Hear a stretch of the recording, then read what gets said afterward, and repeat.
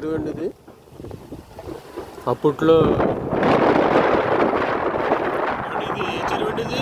ఏ చెరువు? మంచి చెరువు అండి. అదే పేరు మంచి చెరువు అండి. పేరు మంచి చెరువు అండి. మంచినీటి చెరువా? పద్మనాభ నగర్ ఏది? అదే మంచి తాగిపోలేండి మేము. Okay okay. మనుషులు చచ్చిపోతారని మేము తాగుతాం మనిషి నీళ్ళేది.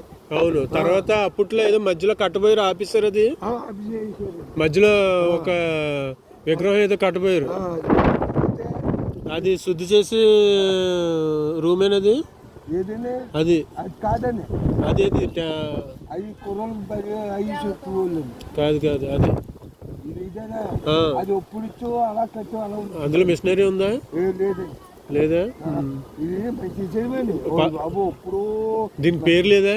మంచి చెరువు అండి. మంచి చెరువు అండి. మంచినీళ్ళ చెరువు. ఓకే.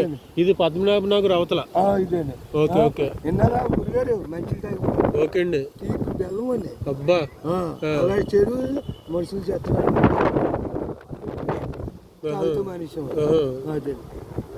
అప్పట్లో ఒకసారి ఎండిపోయి కప్పెట్టిపోయి పిల్లలు ఆడుకునేవారు కదా. చేపలు పట్టేసి గోజులు తీసారండి. ఆ తీసే నెలకి నీళ్ళు వస్తే ఒకరు తెచ్చాడండి. అయ్యా. అందుకని తాగితే మనిషి.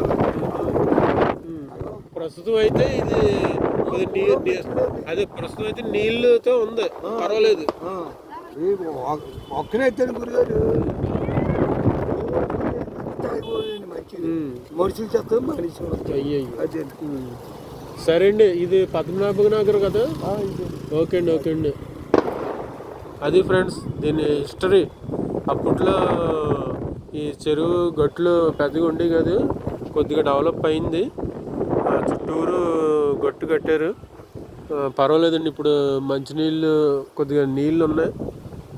ఇలాగా ప్రతి గ్రామంలో చెరువులు ఉండాలండి. ఈ చెరువులు ఉంటే కొద్దిగా వాతావరణం చల్లగా ఉంటుంది. నేను చూసినప్పటికీ ఇక్కడ కుర్రోళ్ళు ఆట స్థలం కింద మార్చేద్దాం, తర్వాత మధ్యలో ఒక ఏదో కడదాం అనుకున్నారండి, అది కూడా ఆఫ్ చేస్తారు. ప్రస్తుతం అయితే బాగుందండి, నీళ్ళతో కలకల్లాడుతుంది. వాతావరణం కూడా ఎంత చల్లగా ఉంటుందండి. ఒకవేళ సపోజ్ వరదలు అయ్యి వచ్చినా సరే ఈ చెరువు కాసేస్తుందండి. అయితే ప్లాస్టిక్ వ్యర్థాలు కాలువలోకి అడ్డుపడిపోయి మరి రోడ్లు అయ్యి మునిగిపోయి, ప్లాస్టిక్ మాత్రం నిషేధించాలండి మొత్తం. Okay friends, bye.